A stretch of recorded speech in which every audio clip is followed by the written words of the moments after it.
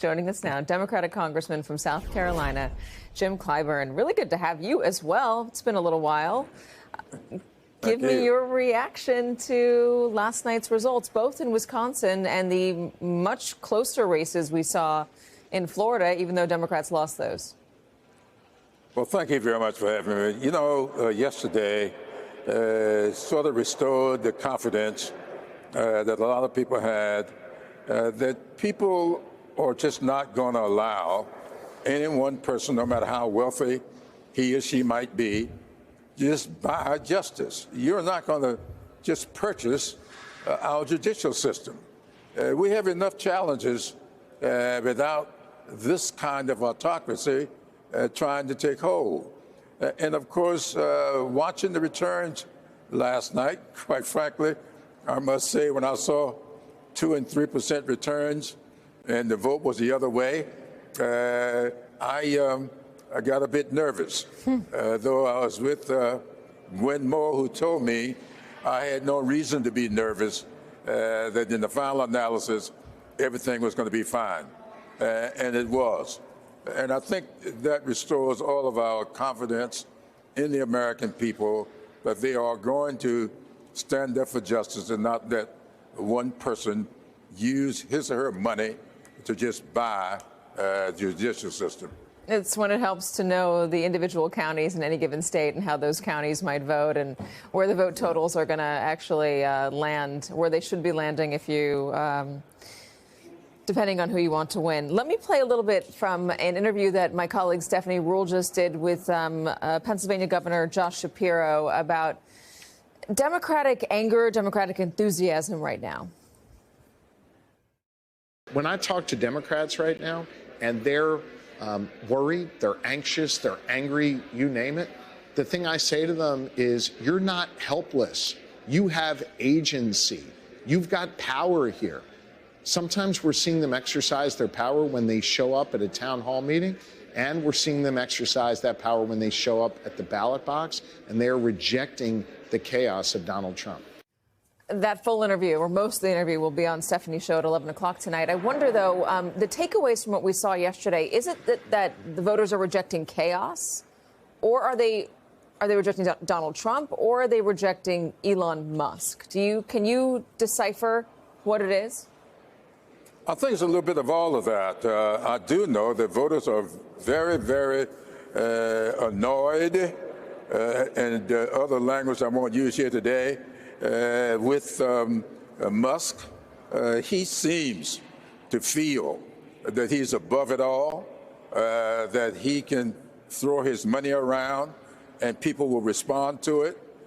Maybe that's what he got with the Trump campaign when he threw some $230-some-odd million into that campaign, and he's getting exactly what he paid for. But the American people have had a chance to look in on his shenanigans. They have watched his demeanor. He is turning people off by the dozens. And I just hope he stays out there, because I think that he is exactly what Democrats need going into now the off-year elections. We'll have elections coming up in Virginia, in New Jersey, and I just believe that Musk is exactly what we need in order to generate a good, positive turnout in November. Democrats won a lot of special elections in off years in the lead up to the 2024 race, which the Democrats lost. And there's an argument that it created a certain sense of complacency with the messaging of the Democratic Party, messaging that clearly did not work back in last November. Knowing that now, and hindsight is always 20/20, what lessons can you take from there to apply to what we saw last night? Again, these are off-year elections, a couple of them special elections, and that doesn't always mean that the future looks rosy and bright for the Democrats. Well, I don't disagree with that at all, but I would add some other things to that. Number one, last year we had a bit of a catastrophe when we had to change candidates in midstream. And we also had some complacency on the part of a lot of Democrats. there were people who were taken in by this foolishness.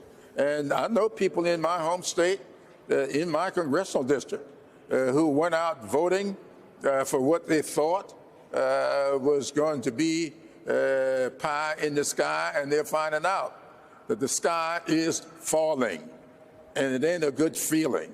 And I think that people are now responding in a way that nobody expected them to. You just talked to the governor of Pennsylvania. A special election up in Pennsylvania had nothing to do with Wisconsin, but the Democrats won a seat up there that they had not won, someone said, in a century. Simply because people are beginning to see that there's danger to this democracy, that they want to continue our pursuit toward a more perfect union, and they do not want to see the clock turn back. And so by the time this day is over, when we see these new tariffs being put in place, people start to do their analysis, and they'll see how much an automobile is going to cost, how much their food will begin to cost, and they will see that they were sold a bill of goods last November, and they are going to respond to that going forward as they did last night, in my not so humble opinion. We will watch to see what happens today at 4 o'clock on those tariffs. Congressman Jim Clyburn, thanks for joining us. Appreciate it. Thank you very much for having me.